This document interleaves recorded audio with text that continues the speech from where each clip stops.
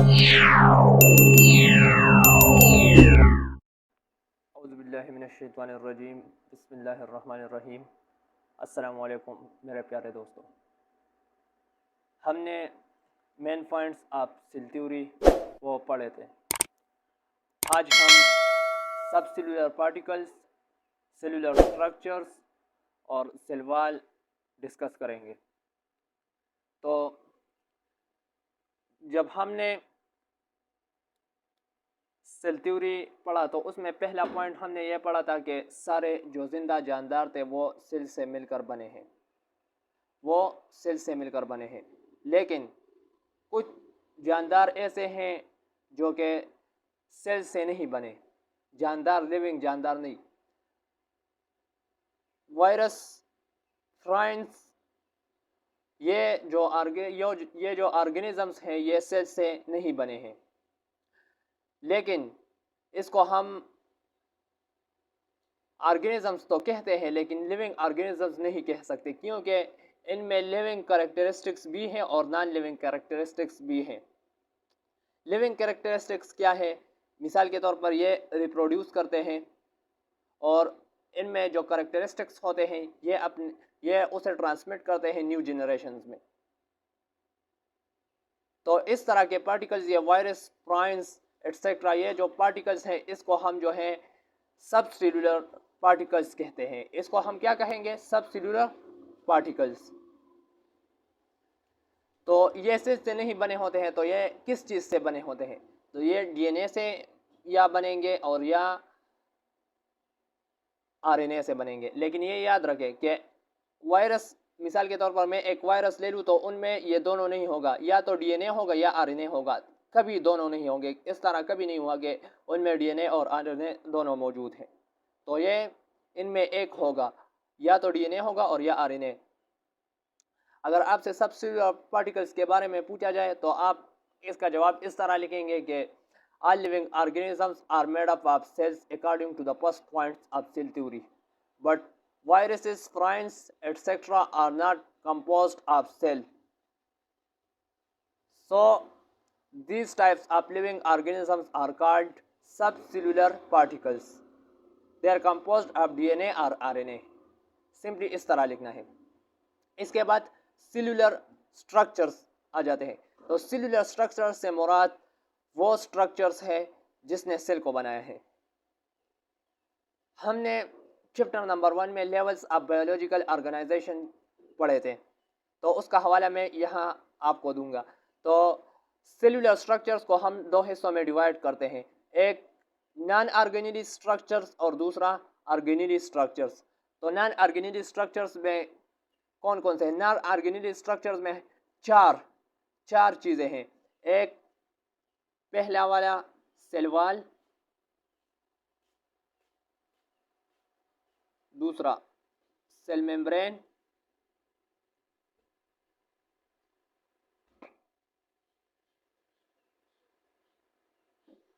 तीसरा साइटोप्लाज्म,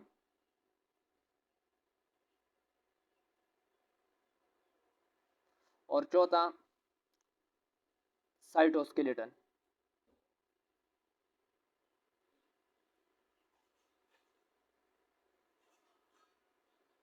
ये चार जो है ये नॉन ऑर्गेनिक स्ट्रक्चर्स हैं सेल में। अब ऑर्गेनिक स्ट्रक्चर्स क्या है? ऑर्गेनिक या सिंपली हम ऑर्गेनिक भी इसे कह सकते हैं। तो माइटोकॉन्ड्रिया, गल्जी बॉडीज,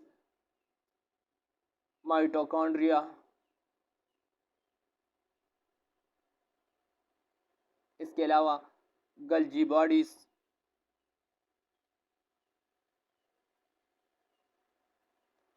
इसके अलावा राइबोसोम्स, ये सारे जो हैं ये ऑर्गेनिलीज है, राइबोसोम्स। तो नॉन ऑर्गेनिक स्ट्रक्चर्स चार हैं: cell wall, cell membrane, cytoplasm और साइटोस्केलेटन। ऑर्गेनिक स्ट्रक्चर, इसके अलावा जितने भी सेलुलर कंटेंट्स हैं, सेल में जितने भी चीज़ें मौजूद हैं, मटेरियल मौजूद हैं, वो सब ऑर्गेनिक हैं। Mitochondria, गल्जी bodies, ribosomes. अब ऑर्गेनिक क्या चीज़ है? तो हमने लेवल्स ऑफ बायोलॉजिकल ऑर्गेनाइजेशन वो पढ़ा था कि न्यूट्रॉन्स, प्रोटॉन्स और इलेक्ट्रॉन्स एक्सेट्रा ये सब मिलकर एटम्स बनाते हैं। ये एटम्स बनाते हैं बायो एटम्स, और बायो एटम्स मिलकर वो बायो मॉलिक्यूल्स और बायो कंपाउंड्स बनाते हैं। बायो कंपाउंड्स,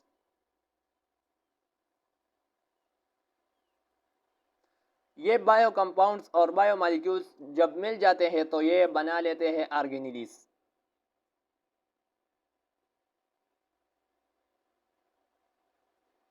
ये ऑर्गेनेलिस को बना लेते हैं, और ऑर्गेनेलिस जब मिल जाते हैं तो ये सेल को बना लेते हैं।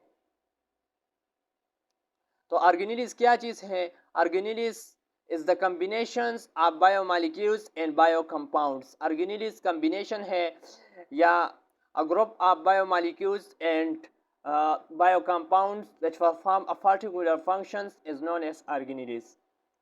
तो ये बायोमॉलिक्यूल्स और बायोकंपाउंड्स की कंपोजिशन है, की कॉम्बिनेशन है, सॉरी। इसके बाद सेल वॉल है।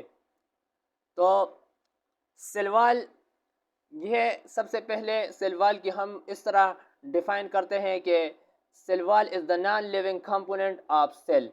सेल वॉल सेल की नॉन लिविंग कंपोनेंट है। नॉन लिविंग कंपोनेंट से क्या मुराद है?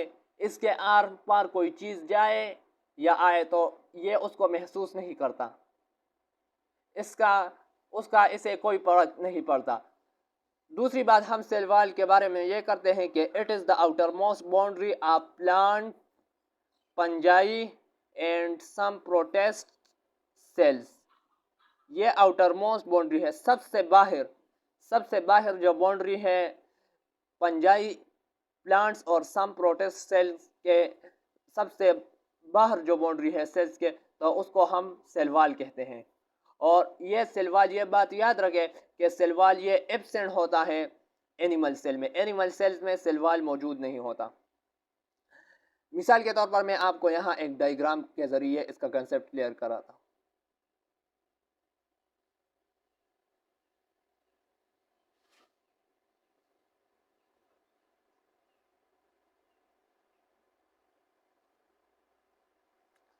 ये मिसाल के तौर पर एक सेल है, इसकी ये जो सबसे बाहर बाउंड्री है, सबसे बाहर जो लेयर है, ये वाला इसको हम सेल वॉल का नाम देते हैं। लेकिन यहाँ हमने एक चीज को भूला है कि सेल वॉल ये प्रोकैरियोट्स में भी मौजूद होता है। प्रोकैरियोट्स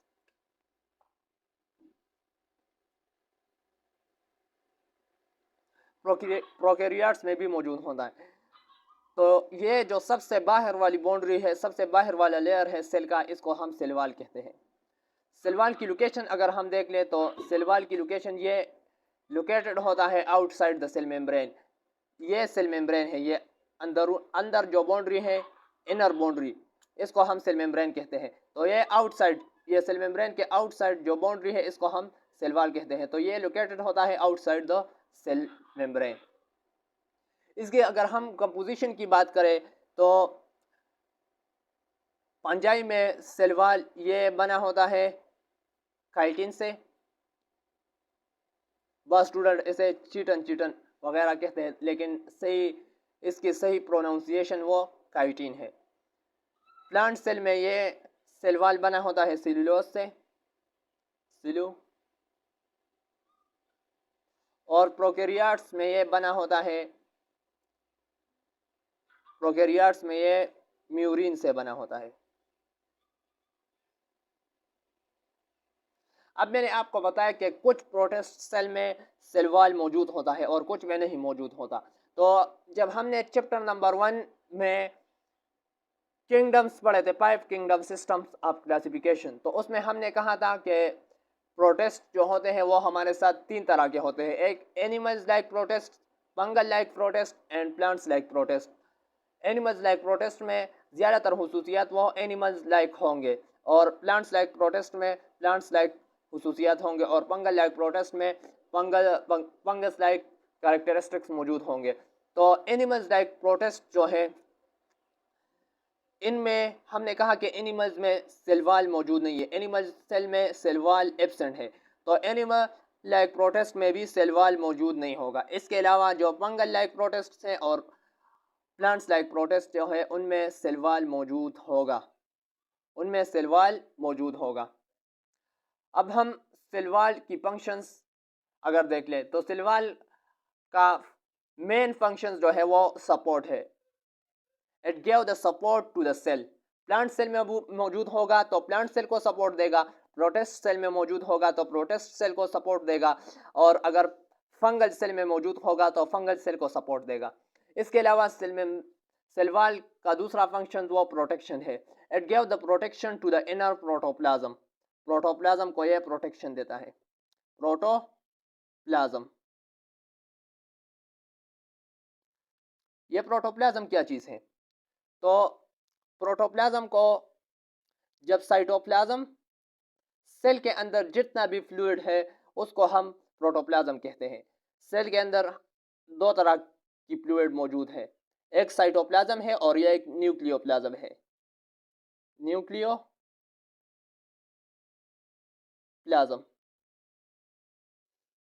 साइटोप्लाज्म जो है ये सेल्स में मौजूद है।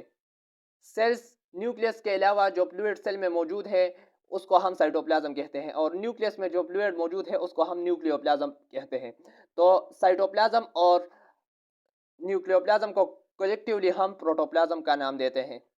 तो यह प्रोटेक्शन प्रोवाइड करता है प्रोटोप्लाज्म को। इसके अलावा यह सेल को एक प्रॉपर शेप देता है। सेल को it gives a proper shape to cell. यह सेल को एक प्रॉपर शेप प्रोवाइड करता है। शेप यहाँ हम लिख लेते हैं, it gives a proper shape to cell. इसके अलावा यह सेल को रिजिडिटी और स्ट्रेंथ प्रोवाइड करता है। और rigidity and strength,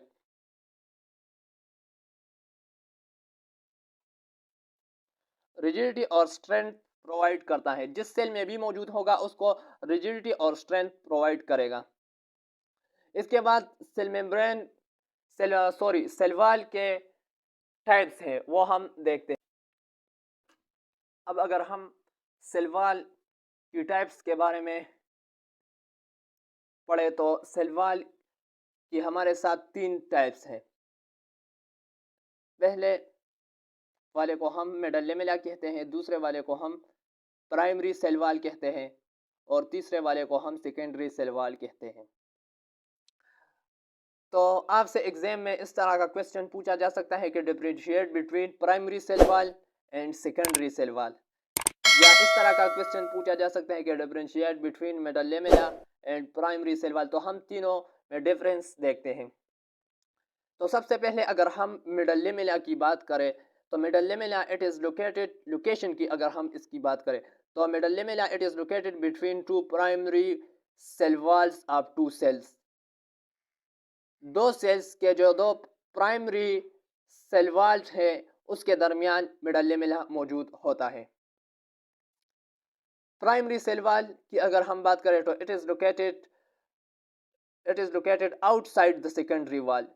secondary walls के बाहर वाले तरफ पर प्राइमरी सेल वॉल मौजूद होता है। और सेकेंडरी सेल वॉल की अगर हम बात करें तो it is located inner to the primary walls. Primary cell wall जो है उसके अंदर की तरफ जो है ये सेकेंडरी सेल वॉल मौजूद होता है। मैं आपको इधर डायग्राम से समझाता हूँ, लेकिन यहाँ आप सिर्फ इसे याद रखें। अगर हम मेडल्लेमेला की कंपोजिशन की बात करें तो ये मेनली कंपोस्ट होता है 2 थिंग्स से, 2 कंपाउंड से ये मिलकर बना होता है। एक कैल्शियम पेक्टेट और दूसरा हीमीसेलुलोस। इन दोनों कंपाउंड से मिलकर मेडल्लेमेला बना होता है। और प्राइमरी सेल वॉल हमारे बुक के अकॉर्डिंग ये सेलुलोस से मिलकर बना होता है। और चीज़ें भी इसमें जो है शामिल होते हैं, मिसाल के तौर पर पेक्टिन और वगैरह वगैरह इसमें शामिल होते हैं। लेकिन हमारे कोर्स के अकॉर्डिंग हम यहाँ 9th क्लास में सिर्फ सेलुलोस को देखते हैं कि इसमें सिर्फ सेलुलोस मौजूद होता है। वो जो और चीज़ें हैं इनमें और कंपाउंड्स जो मौजूद होंगे वो हम 11th क्लास में डिस्कस करेंगे। सेकेंडरी सेल वॉल इसकी कंपोजिशन की बात करें, ये लिग्निन से मिलकर बना होता है सेकेंडरी सेल वॉल। तो मैंने आपको बताया मिडल लेमेला ये मौजूद होता है बिटवीन टू प्राइमरी वॉल्स। तो इस डायग्राम से समझने की कोशिश करते हैं। ये जो ब्लैक कलर में आपको दिख रहा है, ये ब्लैक कलर में, ये बेसिकली ये प्राइमरी वॉल है, प्राइमरी सेल वॉल है, ये प्राइमरी सेल वॉल है। और ये जो रेड कलर में आपको दिख रहा है, ये मिडल लेमेला है, मिडल लेमेला। और ये जो ब्लू कलर में दिख रहा है, ये इसको हम सेकेंडरी वॉल कहते हैं। तो ये एक सेल है, ये सारा एक सेल है और ये दूसरा सेल है। तो मैंने आपको बताया कि मिडल लेमेला मौजूद होता है बिटवीन टू प्राइमरी वॉल्स, दो सेल के। तो ये देखें, ये एक सेल, ये एक प्राइमरी वॉल है, यहाँ आप देख सकते हैं, और ये दूसरे सेल का प्राइमरी वॉल है। और इसके दरमियान ये जो रेड कलर में मौजूद है, इसे हम मिडल लेमेला कहते हैं, इसे हम मिडल लेमेला कहते हैं।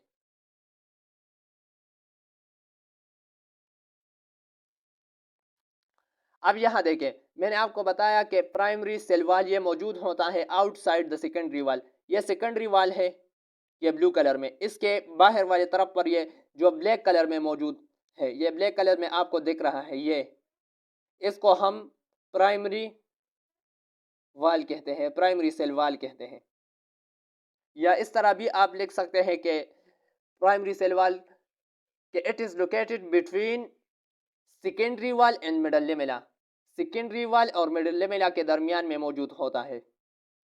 और सेकेंडरी सेल वॉल की अगर हम बात करें, तो मैंने आपको बताया कि secondary cell wall it is located inner to primary cell wall.